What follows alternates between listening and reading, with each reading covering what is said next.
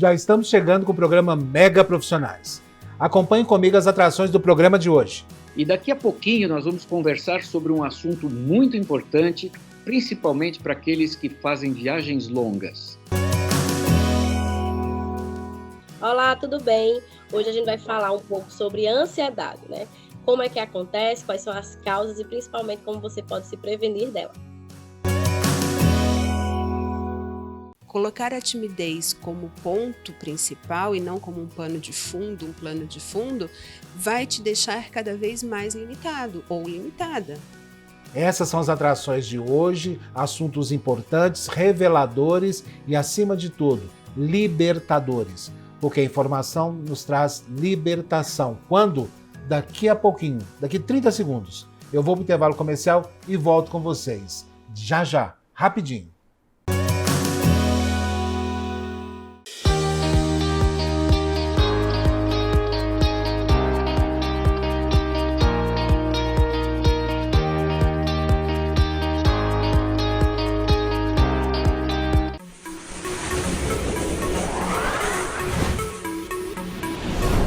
Mega Web TV, a TV que valoriza você. Já estamos de volta e agora nós vamos falar de um assunto muito importante. Aliás, muita gente já ouviu falar, inclusive agora recentemente, Suzana Vieira, não muito recentemente, né? Suzana Vieira fez uma viagem longa, e quando ela chegou no aeroporto, imediatamente já estava esperando por ela uma ambulância, porque ela passou mal durante a viagem. E segundo as informações que ela mesma publicou nas redes sociais dela, que ela passou mal porque ela ficou muito tempo sentada, teve início de uma embolia pulmonar, algo relativo a isso, né? Mas todos nós sabemos que quando fazemos viagens muito longas, principalmente de avião, 9 horas, 12 horas de voo, né? Nós temos que nos movimentar, a gente não pode ficar sentado o tempo todo. A gente sabe que é muito perigoso essa situação. Mas nós não sabemos exatamente o que acontece com o nosso organismo nesse momento, com a nossa saúde, né? O que está acontecendo, o que está motivando aquela, por exemplo, uma possível embolia pulmonar. Nós convidamos um profissional que possa nos esclarecer mais a respeito, que a informação é a base de tudo. Eu vou conversar agora com o Dr. Márcio Steinbruch, ele que é cirurgião vascular. Tudo bem, doutor? Seja bem-vindo aqui ao programa Mega Profissionais. Muito obrigado, é um prazer estar com vocês e poder ajudar a todos os telespectadores. Pois é, doutor, eu sempre, a gente sabe disso, né? Que a gente quando vai fazer uma viagem muito longa, né? 9 horas, 12 horas, enfim, até 6, 7 horas, é aconselhável que a gente não fique sentado o tempo todo, principalmente em avião, né? Que a gente pelo menos ande um pouco ali no corredor, depois volte a sentar, que é muito perigoso uma embolia pulmonar, por exemplo. Mas nós não sabemos nem exatamente o que é uma embolia pulmonar e por que a gente precisa ficar andando. Porque a gente não sabe se a altitude tem alguma coisa a ver, se influencia diretamente no nosso organismo. E eu gostaria que o senhor iniciasse esse bate-papo nosso, nos esclarecendo a respeito. Bom, em primeiro lugar, obrigado pelo convite. E vamos falar assim sobre voos longos. Depois que os aviões começaram a levar mais passageiros e diminuir mais ainda o espaço, né, para as pernas, principalmente na classe econômica, aí sim apareceram muitas complicações desses voos, né? Para se ter uma ideia, voo longo é todo aquele voo que ultrapassa 4 horas. Então, a partir de 4 horas já é um voo longo. Obviamente, quanto mais longo ele for, pior será.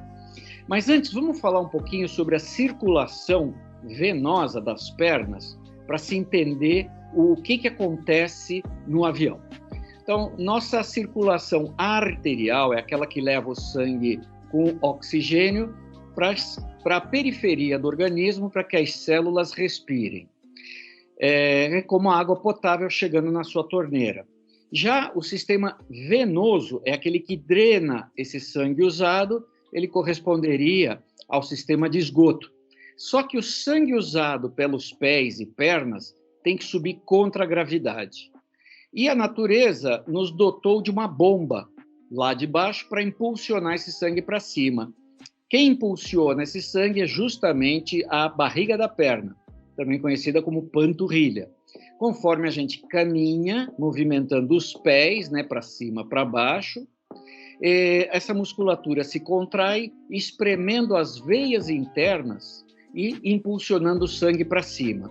Ele não volta na contramão, porque dentro dessas veias existem válvulas que não deixam o sangue voltar na contramão. Posto isso daqui, agora pode-se entender o que acontece dentro de um avião. Onde vai se ficar muito tempo sentado com os pés para baixo, não vai haver esse bombeamento adequado. Com isso, haverá um represamento do sangue, fazendo com que acumule sangue embaixo, podendo causar alguns malefícios. Outra coisa muito importante, mesmo aqueles indivíduos que não tenham problema circulatório, chegarão no destino da viagem com as pernas inchadas, porque o nosso organismo também tem água e nós somos uma esponja. Conforme o tempo que se fica sentado, essa água desce e acumula nas pernas. Agora, o que é a embolia pulmonar? Antes da gente chegar na embolia pulmonar, nós temos que ter uma trombose. E a trombose é aquela situação em que, pelo sangue estar parado dentro das veias, ele coagula. Eu costumo fazer uma comparação do coágulo com a coalhada de leite. O sangue, ele é semelhante ao leite, ele coalha. E quando ele coalha, ele forma um coágulo, também conhecido como trombo, por isso trombose. Esse coágulo entope uma veia, já fazendo com que o indivíduo tenha muita dor, né? A perna incha, porém, se um pedacinho desse coágulo se soltar e viajar pela circulação, ele vai parar no pulmão, e isso é a embolia pulmonar. Mas espera aí, doutor, por que o sangue, o senhor citou o exemplo do leite, né? Eu não sei o termo técnico correto, mas por que esse sangue é tipo talha? Por que isso acontece? Bom, a coagulação do sangue, na verdade, é uma defesa do organismo para que não se sangre até morrer. Então, existem 3 características para o sangue que não deixam ele coagular dentro de uma veia ou de uma artéria.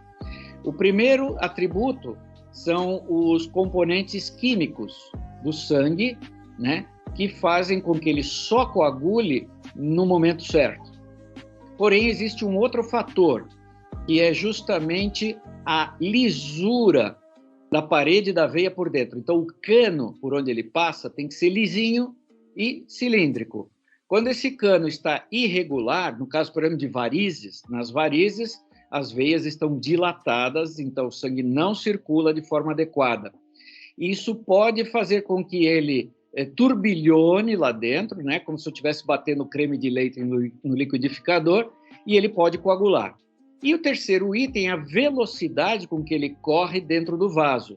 Ora, se ele está parado ou se ele está numa velocidade muito abaixo do que ele precisa, ele pode entender que houve um sangramento, algum problema, e ele acaba coagulando dentro do vaso. Mas a coagulação existe como uma defesa, né? E é isso que acaba acontecendo. O indivíduo, por exemplo, que esteja sentado profissionalmente, né, tá trabalhando ali normal, ele fica ali 4, 5, 6 horas envolvido no seu trabalho sem se levantar. É o mesmo risco que ele ocorre? Corre o mesmo risco. Na verdade, a posição sentada com as pernas para baixo, se o indivíduo estiver dirigindo, se o indivíduo estiver num ônibus, se o indivíduo estiver trabalhando num computador, se ele estiver de pé, como, por exemplo, um guarda de trânsito, um cameraman, nós cirurgiões, então todos nós estamos sujeitos a ter problema na circulação venosa. O problema mais comum nos que usam isso cronicamente, né, na profissão e lazer e tudo mais, o problema mais comum são as varizes, porque as veias não aguentam a pressão da gravidade e acabam se dilatando e se transformando em varizes, e depois pode levar à trombose.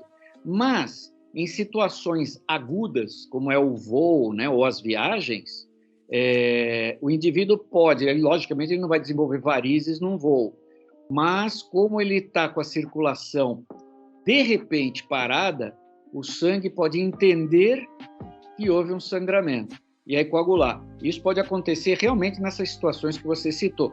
Tanto é que na pandemia, com home office, houve um aumento significativo nos casos de trombose e de varizes. Olha, inclusive a gente ouve falar muito desse caso, desses aumentos, né? E nós sabemos que isso pode acontecer, mas nós não estamos inteirando os fatos em si. Mesmo porque a gente desconhece as informações que o senhor está trazendo agora, né? E que realmente a gente já ouviu falar que é bom que você ande um pouquinho, né? Não fique muito sentado no trabalho, você tenta se movimentar, mas a gente não sabe dos riscos sérios que isso possa vir a acontecer. Outro fato também, doutor, que eu não sei se é uma crença, se é algo que realmente proceda, é a gente estar associando doenças vasculares à idade. Quando você é jovem, está tudo perfeito. Quando vai se aumentando a idade, acima dos 45 anos, dos 50 anos, a suscetibilidade do indivíduo é muito maior do que quando jovem. Isso procede? É assim mesmo? Procede. Existem algumas situações de maior suscetibilidade nos indivíduos que viajam. Entre elas, realmente está a idade, né? Antigamente se falava mais de 60 anos, já é mais perigoso, mas hoje em dia, com a tecnologia moderna, o indivíduo de 60 anos equivale a um indivíduo de 45 anos há 30 anos atrás. Então, a gente já fala em idosos um pouco mais para frente, né? Que tenham um pouquinho de dificuldade para andar. Outro fator de risco são as varizes. Então, indivíduos que tenham varizes, mesmo que não tenham dor, porque varizes não doem, como todo mundo imagina, e elas precisam ser tratadas, esses também têm um alto risco de trombose em viagens longas. Outra situação também que aumenta a suscetibilidade são indivíduos que estejam com câncer ou tratando de, né? Fazendo quimioterapia. Isso aconteceu com artistas também, mais tempo atrás, né, como foi o caso do Marcos Paulo. Ele estava tratando de um câncer, estava indo bem, mas ele teve uma trombose com embolia pulmonar num voo e acabou falecendo, né? Os estudos sobre as tromboses em voos longos começou na década de 80, quando uma jovem de 27 anos, voando de Melbourne até Londres, passou mal no voo, e assim que o avião aterrissou, quando ela levantou para sair do avião, ela caiu morta, porque o coágulo soltou da perna e foi para o pulmão. Então, isso existe há muito tempo. Nós estamos falando aqui basicamente de viagens longas, né? Em voos domésticos com pessoa mais idosa, nós temos que ter a mesma precaução? Voos domésticos, leia-se dentro do próprio país, distância no máximo de 1h30, 2 horas, 3 horas, né? No caso. Não, nem tanto. Na verdade, a gente pode considerar que o voo começa no check-in. Então, às vezes, fica-se de pé na fila, esperando ser atendido, aí depois tem que se dirigir até o portão de embarque, né? Então, tudo isso já conta. Mas esses voos curtos não são tão perigosos, a menos que tenha uma suscetibilidade muito grande, porque esse é justamente o tempo que eu preconizo para quem vai ficar muito tempo sentado, levantar um pouquinho e andar. Então, misturando um pouco os assuntos, quando a gente fala em alguém que está em home office, ou quem está dirigindo, ou até mesmo num ônibus, é importante cada 2 horas e meia dar uma paradinha e andar uns 5, 10 minutos. Andar, não é ficar parado, é andar mesmo. Isso acaba ativando a circulação. No avião já é mais difícil. É muito fácil falar, não, é bom andar. Pois é. Inclusive, sem querer te interromper, já te interrompendo, mas quando fala assim, você tem que andar dentro do avião, né? Se você vai numa classe econômica, você vai andar aonde? Porque os corredores são estreitos demais, né? E os corredores são limitados, ali é uma pessoa, 2 pessoas no máximo, né? Dependendo da aeronave, você pode compartilhar ali dentro do corredor. Agora tem ali 150, 180, 200 passageiros ali, como é que vai fazer? Né? Vai ficar perambulando assim. Doutor, eu tenho esse questionamento e outros também, mas eu preciso chamar um intervalo comercial. Eu queria te pedir a gentileza de permanecer conosco aqui. É rapidinho. Eu só vou chamar o intervalo comercial e volto. Pode ser? Claro, à vontade. E nós voltamos já já, depois do nosso intervalo.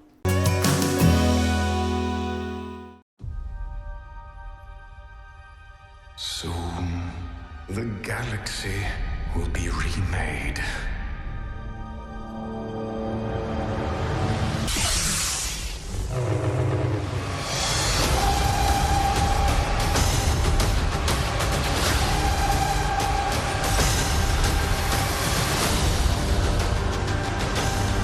Na Mega Web TV, a TV que valoriza você.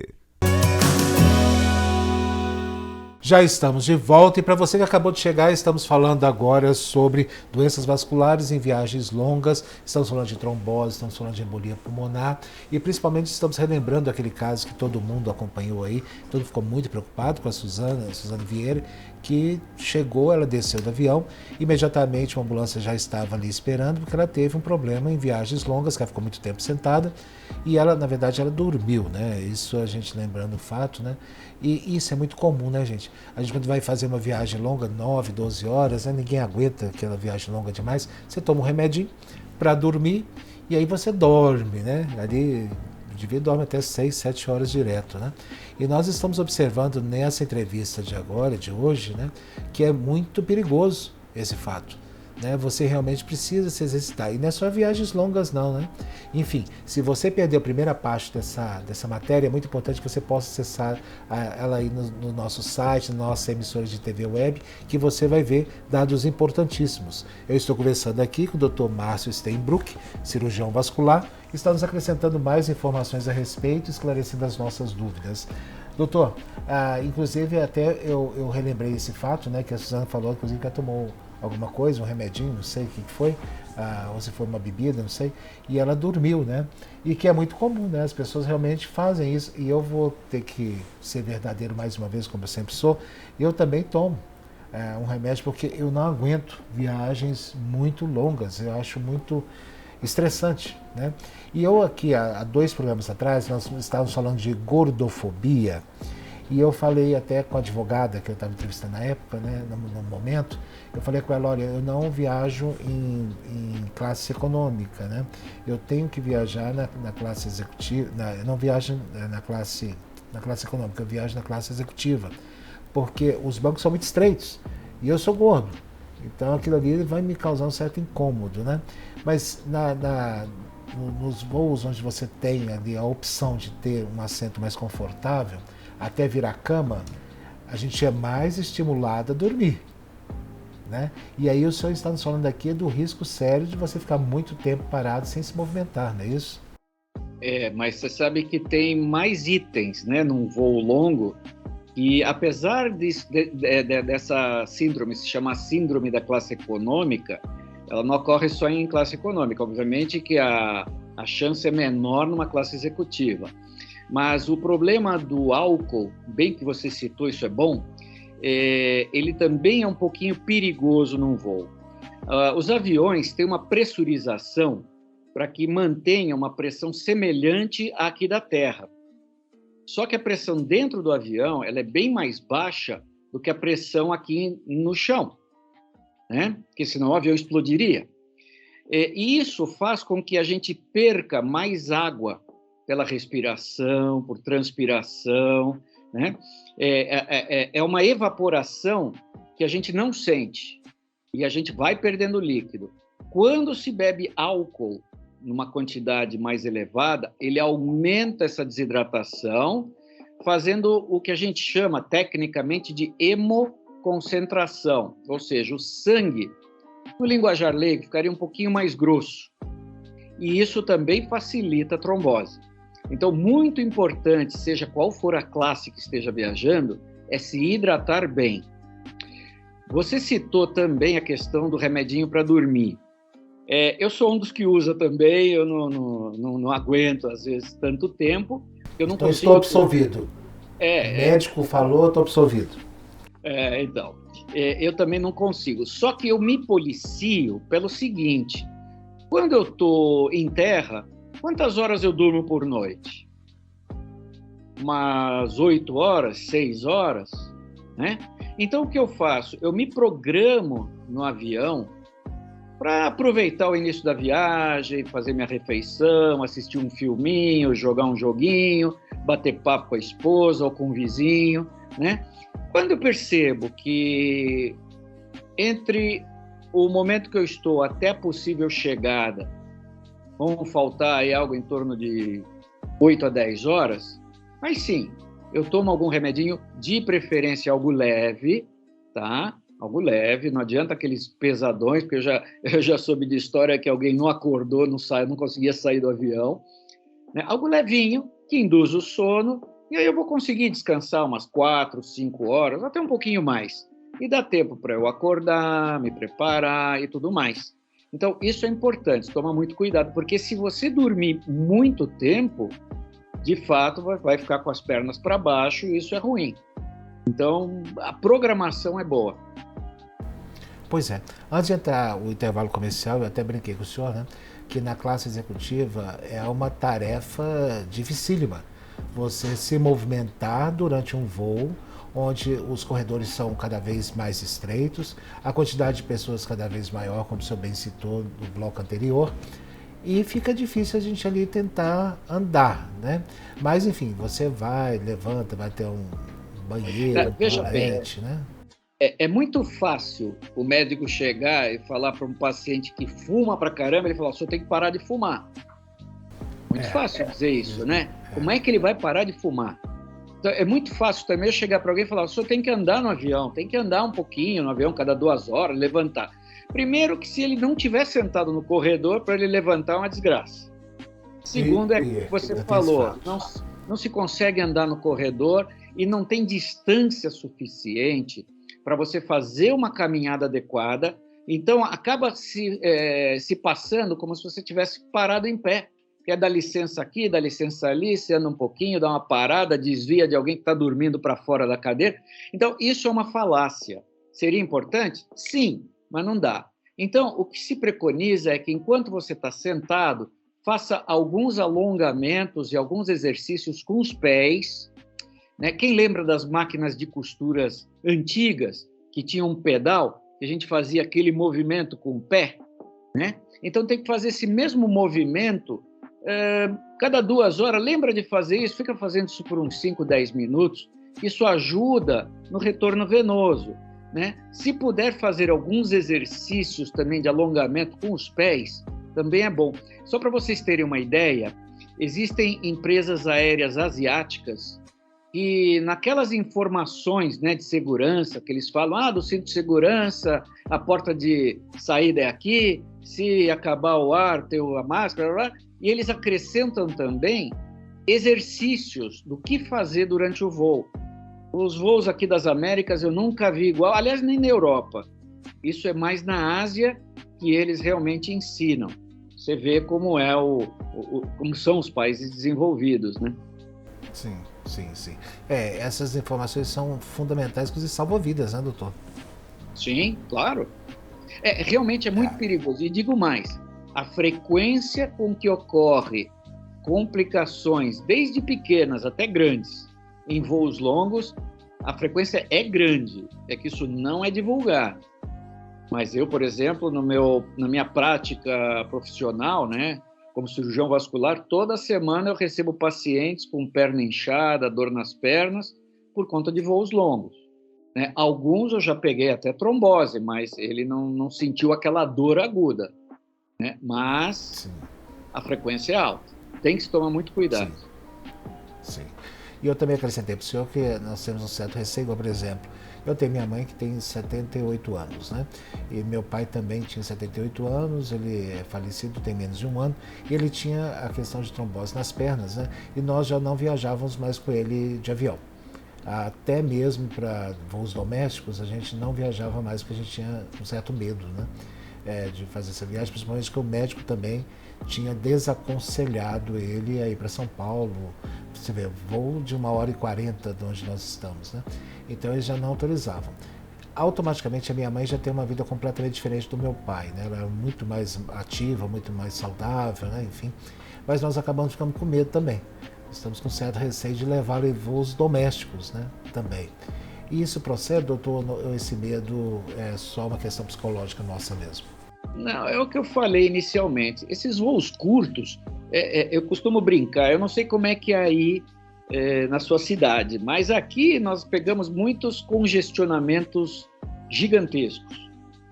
Então, às vezes, para eu ir de um ponto ao outro da cidade, eu levo 2 horas, 2 horas e meia, eu não consigo parar o carro para dar uma voltinha. Então, veja bem, um voo de 1 hora, 1 hora e 40, não é tão perigoso mesmo para o idoso. Haja vista que eu vou levar a minha mãe, na semana que vem, para o Rio de Janeiro de avião. Ela tem 82 anos. Também é rígida, perfeita. Nós vamos passear. Agora, voos mais longos, aí realmente tem que se pesar muito.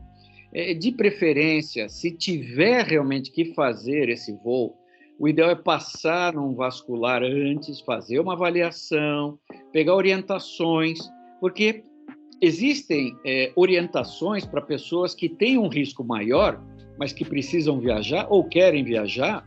Existem prescrições que protegem, né?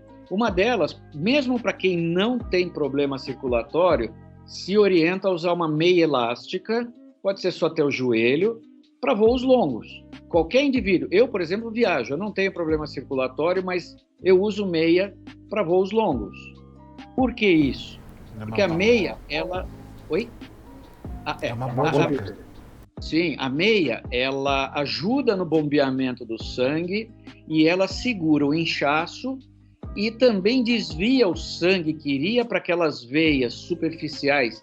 Se a pessoa tiver varizes, por exemplo, ela desvia o sangue para dentro. Então, ela aumenta o retorno venoso. Mas veja bem, meia elástica não é só chegar na farmácia e pedir uma meia. Ela tem que ser prescrita por um cirurgião vascular. Outras especialidades não sabem prescrever meia elástica, porque ela tem parâmetros. Ela tem compressão, ela tem tamanho e altura. Isso só quem sabe o que cada um precisa é um cirurgião vascular. Agora, Oi? Sim, pode concluir, doutor, pode concluir. Então, agora, indivíduos que têm um risco maior, né, que sejam suscetíveis, aí já se usa medidas medicamentosas, né? Aí, dependendo de cada caso, dependendo do risco, nós, cirurgiões vasculares, indicamos a medicação adequada para uma proteção. Eu preciso aproveitar esse gancho de medicação do senhor, rapidamente, porque nós já estamos terminando o nosso tempo aqui na TV, mas para saber do senhor se realmente procede aquela questão que o pessoal fala, tem que tomar um AS infantil todo dia para evitar trombose, essas coisas assim. Isso procede, doutor? Isso é verdade ou não? Mais ou menos. Se o indivíduo tem já um problema que indica-se a aspirina, né, o AS aspirina, ele é um antiagregante plaquetário, ele afina um pouquinho o sangue, né, para ele não coagular mais fácil. Agora, ele é usado cronicamente em indivíduos que têm um problema. Aqueles que não têm problema nenhum vão gastar dinheiro à toa, não vão se beneficiar, ainda podem ganhar uma úlcera no estômago. Então, sobrecarregar também o rim, né? É besteira ficar tomando à toa isso daqui. Mas mesmo em voo longo, também não adianta tomar uma aspirina antes, outra depois, porque o efeito dela como antiagregante ou anticoagulante é um efeito crônico. Então, ela precisa ser tomada muitos dias, muito tempo, até começar a fazer o efeito. Então, não adianta tomar aspirina antes de viajar. É realmente nada melhor do que uma consulta antes e procurar um profissional adequado. Doutor, muito obrigado pelo seu tempo, muito obrigado pelas informações. Gostaria que o senhor voltasse novamente aqui ao programa quando for possível para o senhor e conseguirmos conciliar as agendas, né? É só me chamar, é uma pena que o tempo é curto porque o assunto é longo. Então, quem quiser saber mais, pode entrar nas minhas redes sociais. O meu Instagram é o @livredevarizes e o meu site é o www.livredevarizes.com.br. E eu respondo a todas as perguntas que me fazem. Ok. Muito obrigado. Eu conversei aqui com o Dr. Márcio Steinbruch, que é cirurgião vascular e nos deu informações muito, muito importantes. E nós voltamos já, depois do nosso intervalo.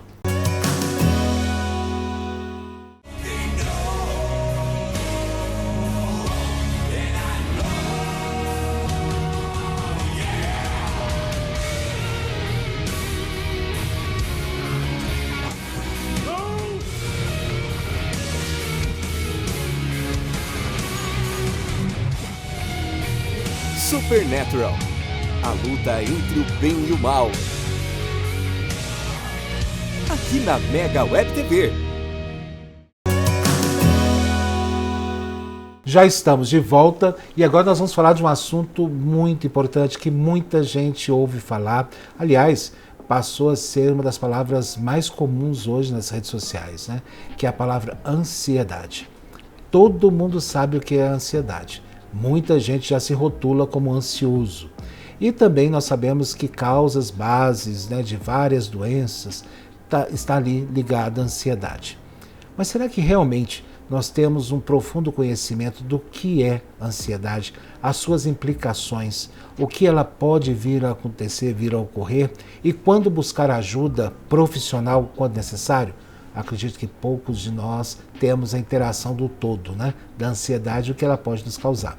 Nós vamos abordar esse assunto a partir de agora aqui no programa. Nossa convidada é a doutora Tamires Cruz, ela é médica especializada em saúde mental e vai nos explicar um pouquinho mais sobre a ansiedade. Tudo bem, doutora? Seja bem-vinda aqui ao programa Mega Profissionais. Olá, Tancredo. Tudo bom? Obrigada pelo convite. A senhora fala da onde, doutora? Eu sou do Ceará, mas atualmente eu estou morando em São Luís do Maranhão. São Luís do Maranhão. Olha, mandar um abraço para todos que estão nos acompanhando. Com certeza. Aí São Luís, que eu tenho certeza que é uma terra linda, que eu só conheço só de fotos, de imagens, né? Mas é uma terra que eu tenho maior curiosidade em conhecer. Espero que um dia, e seja breve, eu possa ir até aí, contemplar as belezas do nosso povo, né, desse Brasil maravilhoso. Doutora, nós vamos falar agora de ansiedade. Aliás, já estou ansioso para ir conhecer aí a São Luís, né? Mas vamos lá. É um assunto muito sério, né, que aqui, infelizmente, não cabe brincadeiras, né? Falar sobre ansiedade. E eu gostaria que a senhora nos explicasse o que vem a ser ansiedade e suas implicações, doutora, de uma forma resumida. Então, a ansiedade é um estímulo cerebral para avisar o indivíduo portador de uma situação de perigo, né? Então, quando o paciente, ele detecta através dos 5 sentidos, né? Pode ser visão, audição, paladar, através dos sentidos, uma situação real ou imaginária de perigo, ele emite essa mensagem para o cérebro faz, através do seu neurotransmissor, né, uma captação, identifica que aquele portador pode passar por uma situação de medo, uma situação de perigo, e aí ele vai emitir, né, os neurotransmissores para o coração, para alertar o coração que ele precisa bombear mais sangue, para circular mais oxigênio, para que esse indivíduo esteja preparado, né, para enfrentar essa situação de perigo. Eu costumo dizer... Pode continuar, doutora. Eu costumo dizer, né, que quando, por exemplo, você imagina que recebeu uma conta, um boleto imenso que você não tem como pagar. Então, você emite aquela sensação de medo. E esse medo é traduzido para o cérebro como uma sensação de perigo. Então, ele vai emitir, né, um estímulo de ansiedade para que o coração ele bombeie mais sangue, oxigênio, para que você esteja pronto para enfrentar essa situação. Só que nós estamos falando de um boleto, por exemplo, né? Eu não preciso ir numa batalha. Isso acontece quando o cérebro identifica qualquer situação de perigo. Pois é. É uma situação bastante complicada. Porque até então a gente já entendeu, né, essa questão da ansiedade. Até então, é até fato, até às vezes positivo, no estilo do corpo se preparar para alguma situação meio complicada, né, que a gente possa vir a combater ali, né. Mas essa questão do coração me chamou muita atenção. Porque a gente pode, não sei se a gente pode ligar diretamente ou não, que o indivíduo ansioso ele pode ser um sério candidato a problemas cardíacos, por exemplo. A ansiedade é o primeiro sintoma pré-depressão, eu costumo dizer assim.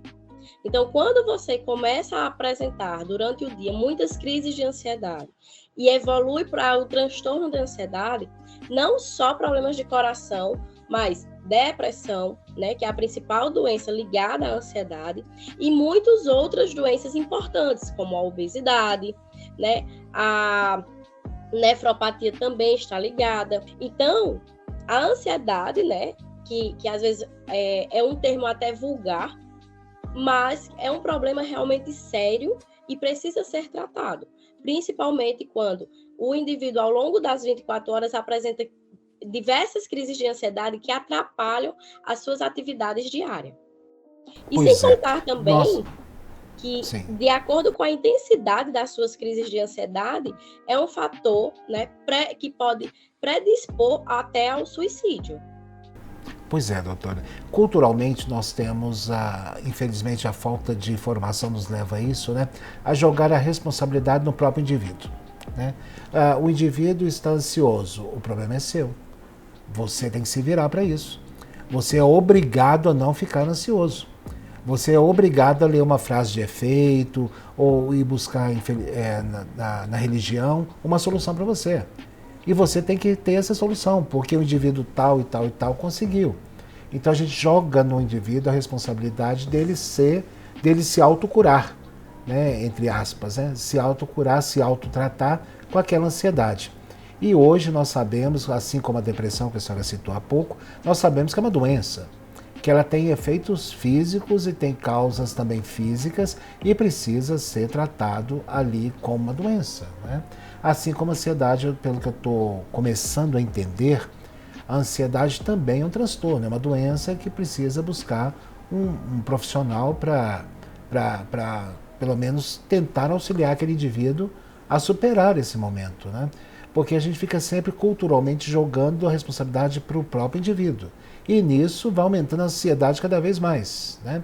Você é obrigado a não ser ansioso. Opa, então já estou ansioso porque eu não posso ser ansioso. É uma bola de neve, né? É uma bola de neve. E eu não sei se a senhora compartilha com isso, se eu entendi certo ou se eu estou entendendo de forma equivocada. E eu gostaria que até só me explicasse nesse momento.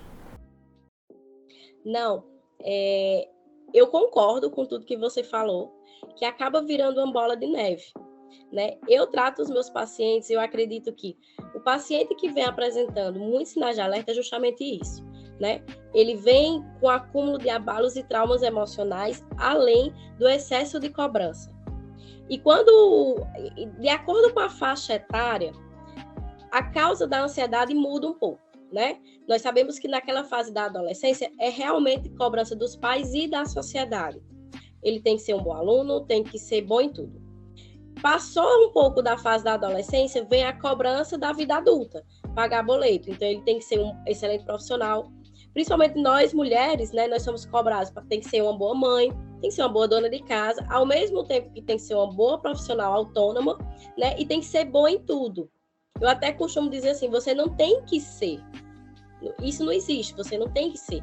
Porque essas frases de intensificação, de medo, quando você vem com uma cobrança, o que é que eu entendo? Você está me colocando numa situação de medo. E o medo vai traduzir para o cérebro perigo e eu vou gerar mais crise de ansiedade. Tudo isso que você falou, fisiologicamente, ele tem um sentido. Porque dependendo da sua cobrança, do nível de sua cobrança, no seu tom de voz, né? A vítima, no caso, ela vai ser interpretada como eu estou sofrendo, por exemplo, bullying, né? E aí, isso é uma situação de perigo. Então, eu vou intensificar as crises de ansiedade do paciente. E como reverter isso, né?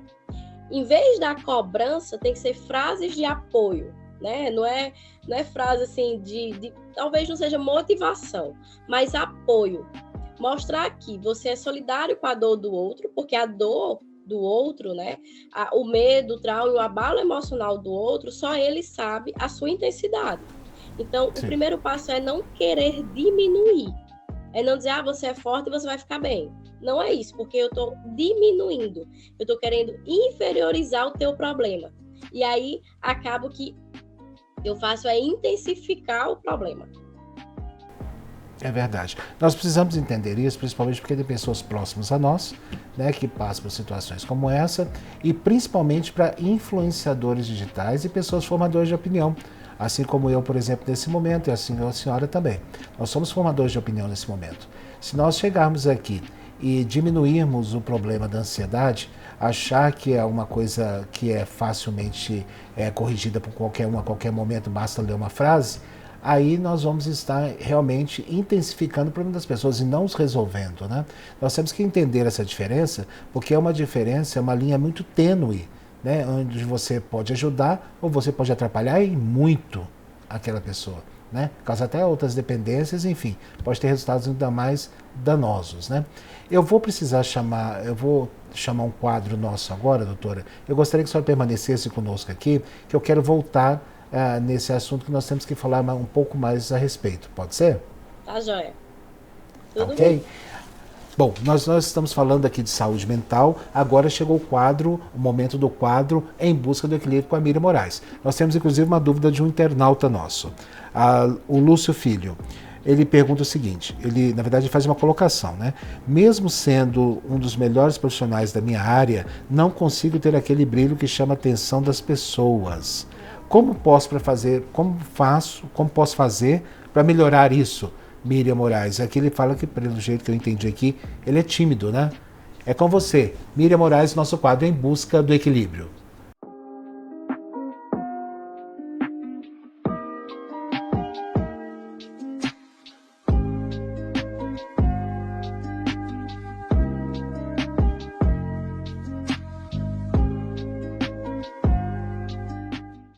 Oi, Tancredo, tudo bem?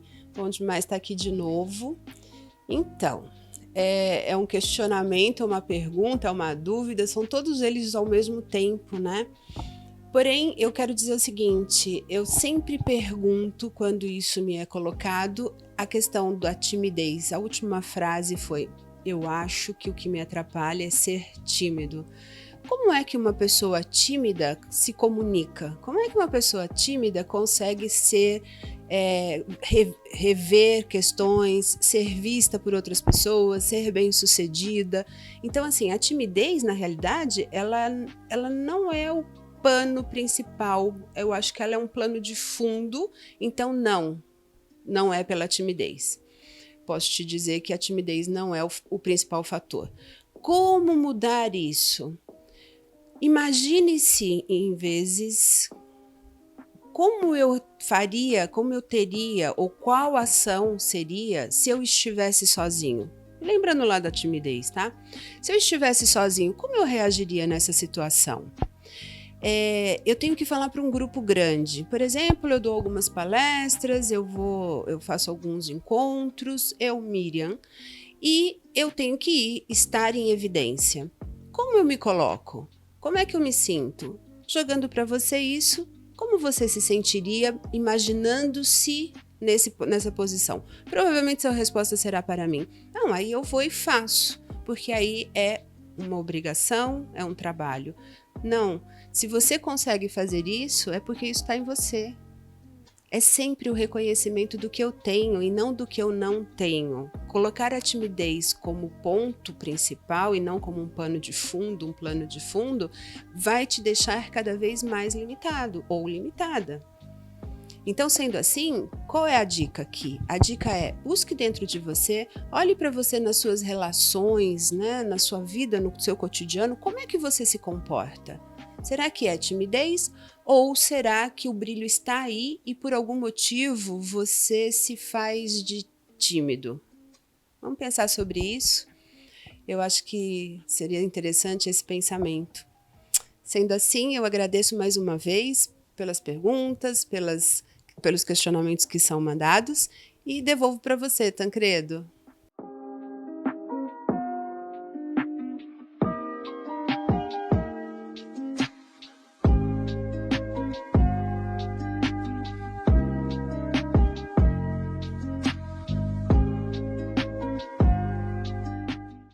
É sempre bom a gente ter e buscar informações com profissionais gabaritados para nos esclarecer. Mas daqui a pouquinho eu volto a falar sobre ansiedade aqui no programa. Daqui a pouquinho, rapidinho, depois do nosso intervalo.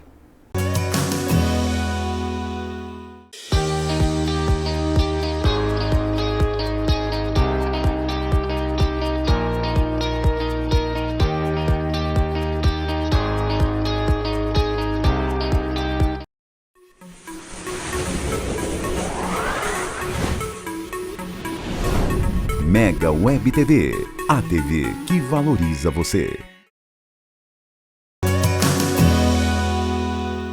Já estamos de volta e para você que acabou de chegar, estamos falando hoje sobre ansiedade, entendendo um pouco melhor e vendo também a gravidade do assunto, que não é uma coisa tão simples como as pessoas pensam que é ou como a gente gostaria que fosse, né? Essa é a grande verdade. Quando alguém está ansioso perto de nós, nós queremos ajudar e nessa ansiedade em ajudar nós poderemos estar atrapalhando. Hoje eu estou conversando aqui com a médica especializada em saúde mental, doutora Tamires Cruz, que está nos explicando um pouco mais sobre a ansiedade, né, doutora? Bom, antes de entrar o intervalo comercial, nós até estávamos no quadro lá em busca do equilíbrio, né? E o rapaz também estava falando que ele é tímido, né? E a senhora até mencionou aqui durante o intervalo comercial que a timidez também é um fator desencadeante da ansiedade, né? Isso, justamente. A timidez, se chega na fase adulta e você, eu sou tímido, eu não consigo falar em público, ou evolui para um quadro de fobia social, isso está diretamente ligado, né, à tua infância. Em algum momento você sofreu, passou um período de bullying e desvalorização. Então, esse paciente, né, que carrega esse tipo de trauma emocional, ele vai se tornar um paciente extremamente ansioso. Porque quando ele se deparar com uma situação como essa, de fazer uma apresentação em público, por exemplo, um TCC, que quase todo mundo, em alguma fase da vida, vai precisar apresentar, ele não vai conseguir. E aí, por quê? Porque ele tem um bloqueio que começou durante a infância dele, que impede. E quem não entende do problema vai achar que é frescura, né? Vai acabar, como eu falei no quadro anterior, acabar querendo diminuir a dor, o trauma, o abalo emocional do portador, quando na verdade a gente precisa entender, né? Apoiar e incentivar. Durante a pandemia nós tivemos aqui vários casos, né, de problemas de saúde mental. Eu acho que nunca na história recente da humanidade nós falamos tanto sobre saúde mental, sobre equilíbrio mental e sobre vários problemas que ali aconteceram. Depressão foi apenas um deles, né? Ansiedades, transtornos de ansiedades, né? E aí a gente começou a falar sobre isso. Mas infelizmente a memória do indivíduo, do ser humano, ela é muito curta, né? A gente esquece de algumas situações, que nós entendemos que a saúde mental é fundamental para a qualidade de vida do indivíduo e influencia em todo o seu organismo, né? Que a gente não pode esquecer que o cérebro manda em tudo, né? Então, se tem algum problema ali, vai refletir em todo o resto do nosso corpo, né? E é tão sério isso que quando o indivíduo tem morte cerebral, ali já é decretada a morte dele, mesmo o coração estando batendo, né? Ali já é decretada uma morte, que o indivíduo não vai voltar mais quando ele tem a morte cerebral. O tanto que o cérebro é importante para o nosso organismo de uma forma geral. E também ficou muito claro nessa entrevista, né, nesse bate-papo com a senhora, a necessidade de buscarmos um profissional para tratarmos da ansiedade, né? E também vem diversos outros fatores que desencadeiam a ansiedade na sociedade moderna, né? Como, por exemplo, separação, né? Medo do familiar, do parente ou da pessoa que está mais próxima morrer, né? Então ali a gente também desenvolve ansiedade por isso, né, doutora? Ansiedade da separação, não é isso? Isso. Como eu falei, né? A separação, a ansiedade, desculpa, começa quando você tem medo de algo. Então você imagina, você falou da pandemia, tem casais que têm 20, 30, 40 anos juntos, né? E aí a gente estava diante de uma doença que ninguém sabia ao certo, nem como tratava, nem como transmitia, né? Era tudo muito incerto e todo dia saía uma informação nova. Aí você imagina, eu convivo com meu companheiro há 40 anos, e aí de repente ele fica doente com uma doença nova, que nem os médicos, e eu te falo, porque eu estava na linha de frente, né? E a gente todo dia tinha uma informação nova e cada caso era um caso. Então era tudo muito incerto. E aí, tanto nós profissionais da saúde, a gente sofria também um pouco mais com ansiedade, porque a gente tinha medo de como lidar com aquele paciente, sabe? Tudo influenciava. A idade do paciente influenciava, se era um paciente obeso ou não, se ele tinha comorbidades ou não. Então era tudo muito incerto. Acabou que todo mundo sofreu, né, com várias crises de ansiedade, tanto para quem ia cuidar do paciente, como para aqueles familiares que ficavam o tempo todo, doutora, ele vai ficar bem? Era a pergunta que eu odiava ouvir. Porque a gente não tinha como ter 100% de certeza, confiança, que aquele paciente ia ficar bem. Então, olhando agora para o lado da família, né, daquele parente, é assim assustador, né? Você não saber se aquele seu paciente vai voltar para casa. Nós tivemos um colapso na saúde, né, tanto no setor público como no setor privado. Não tinha como atender a velocidade do avanço da doença. Então, foi muito assustador, né? Tudo isso ajuda a explicar esse boom, né, da saúde mental. Hoje, a Organização Mundial da Saúde fala que estamos vivendo uma nova pandemia. Só que agora a causa é a saúde mental, né? Ansiedade e depressão saiu do 4º lugar das doenças que mais levavam incapacidade no indivíduo para 1º lugar, logo após a pandemia. Porque depois Pois da pandemia... doutora, aí eu preciso fazer uma intervenção, porque assim, a maioria das pessoas entendiam que durante a pandemia estávamos com problemas de saúde mental. Acabou a pandemia, acabou o problema, está todo mundo bem. Então, aí aumenta a ansiedade do indivíduo que não está bem, porque ele falou, não, mas peraí, acabou a pandemia, está tudo muito ótimo, está tudo muito bom, todo mundo voltou normal, mas eu não voltei. Então o problema é comigo, porque está todo mundo normal, está tudo normal, o normal, né, que nós achamos que é normal, entre aspas aqui, então voltou tudo normal, então eu não estou bem, então o problema é meu, eu sou incapaz mesmo, eu não vou ter condições de evoluir nunca mais na vida, a vida acabou para mim, e aí a gente vem só vendo casos piores disso, né, desse problema de saúde mental. Acabou que piorou muito, né? E eu gostaria de deixar essa mensagem, que eu falo muito, né, para todos os meus pacientes. Eles têm que entender que o começo de uma doença mental, quando fala sobre as doenças que envolvem emoções, como ansiedade, depressão, ela inicia, né, quando tu ainda está dentro da barriga da tua mãe. Nós tivemos um aumento dos casos na pandemia, mas na verdade não foi só a pandemia que ajudou esse indivíduo a piorar o quadro que ele já tinha. Na verdade, ele vem carregando um acúmulo de abalos emocionais e traumas emocionais desde a época que ele está lá sendo gerado, né? E eu falo isso porque eu trato muitas pacientes que são... que a mãe tentou aborto e não conseguiu, né? Vários pacientes que são adotados, então ela já estava sendo gerada e já estava sendo rejeitada. Então, naquele momento já começam os sentimentos, né? Os traumas emocionais já começam ali. Aí vem a infância, na infância geralmente o que hoje, né? Nos dias de hoje, que é assustador, mas o que é que a gente vê muito? Os abusos e violências sexuais, está muito comum, né? Um comum, assim, assustador. E o bullying, né? Hoje o bullying saiu da fase de ser uma brincadeira para ser realmente uma violência física e psicológica. E aí, conforme o indivíduo vai crescendo, vai aumentando, né, os traumas e abalos emocionais. Aí vem as crises nos relacionamentos, os conflitos nos relacionamentos, seja familiar ou amoroso, e principalmente as crises financeiras. Então, com a pandemia, nós estávamos diante de uma doença que ninguém sabia tratar direito, né? É uma doença nova, que qualquer pessoa podia pegar. A gente nem sabia como tratar, nem como se prevenir. Era muito incerto, né?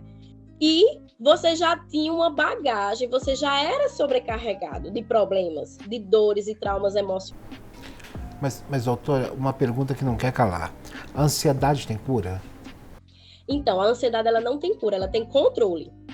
Porque, como eu falei, cura, assim, não tem como você controlar os seus medos, né? As situações que vão acontecer.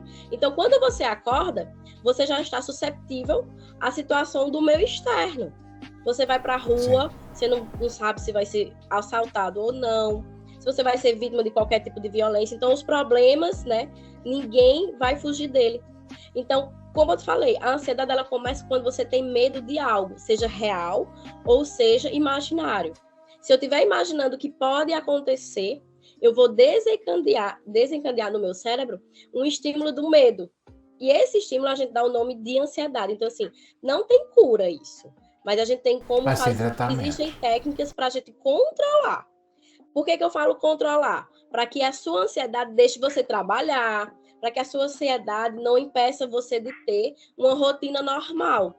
Porque o que é que acontece que os pacientes com ansiedade, por exemplo, eu vou fazer a prova do Enem final do ano. O transtorno de ansiedade não deixa nem você estudar para se preparar para fazer a prova. E no dia da prova, né, o transtorno de ansiedade te impede de até mesmo ir fazer a prova. Esse é o problema, esse é o real problema. Então, a gente faz com que o paciente aprenda a controlar a ansiedade para que ele consiga manter as atividades do dia a dia, mesmo, né, tendo algumas crises de ansiedade ao longo do dia, mas que isso não atrapalhe a vida dele. Infelizmente, só sabe dessas complicações quem tem, né, ansiedade. Porque quem não tem, fica muito fácil julgar ou achar que aquilo ali é uma coisa muito simples, né? E junto com a ansiedade vem vários outros transtornos também, né? E síndromes também, né? Síndrome do pânico, enfim. Tem outras questões que está tudo interligado, né? O assunto requer muito mais estudo, muito mais tempo nós dedicarmos a ele, mas infelizmente a televisão tudo é muito rápido, né? E principalmente quando o assunto é envolvente e interessante, né? Passa tudo muito rápido. Mas eu gostaria de deixar o convite para que o pessoal pudesse voltar aqui, para que a gente pudesse conversar mais a respeito em outras oportunidades. Pode ser? Com certeza eu voltarei sim. Até porque muito obrigado. Ninguém está livre de ter ansiedade, né? De ter depressão. Ninguém. Hoje se a pessoa não tem, mas amanhã, né, a gente não sabe o dia de amanhã, não é isso? A gente precisa se precaver também. Muito obrigado. Eu conversei aqui com a doutora Tamires Cruz, ela que é médica especializada em saúde mental. Muito obrigado, doutora Tamires. E o programa vai chegando ao final. Muito obrigado pelo seu carinho, pela sua audiência. Continue a manter contato conosco através das nossas redes sociais. Espero todos vocês aqui na semana que vem. Fiquem com Deus.